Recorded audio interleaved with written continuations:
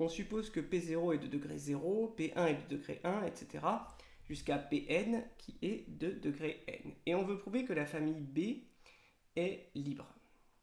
C'est ce qu'on appelle une famille échelonnée en degrés, même si le vocabulaire n'est pas dans le programme. Et peut-être que vous savez par cœur qu'une telle famille est libre, mais attention, il faut savoir le prouver, parce que ce n'est pas un résultat dans le programme, donc on n'est pas censé l'appliquer tel quel. Pour ça, on va faire un test de liberté. Il y a plusieurs manières de conclure, et je vais vous en proposer une. Donc on va prendre lambda 0 jusqu'à lambda n des réels. Et on suppose que la somme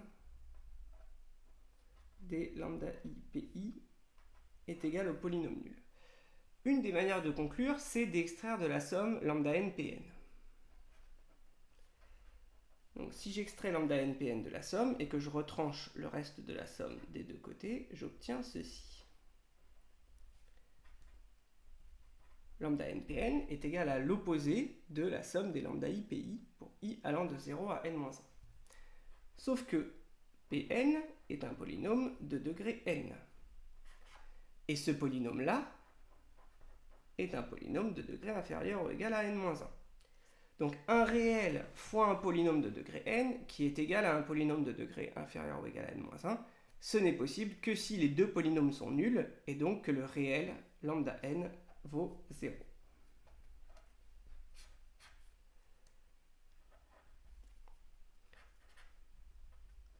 Et maintenant,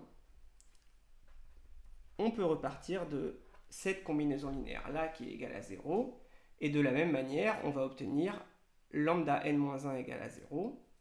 Donc on va conclure de proche en proche.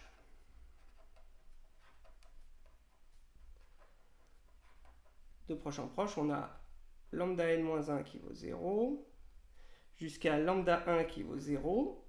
Et on se retrouve avec la dernière combinaison linéaire, c'est lambda 0 fois P0 égale polynôme nul. P0 est un polynôme de degré 0. Degré 0, ça veut dire constant non nul.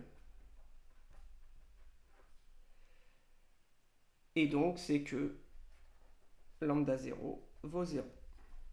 Donc, tous les réels sont nuls, comme ça, de proche en proche. Bilan. La famille B est libre.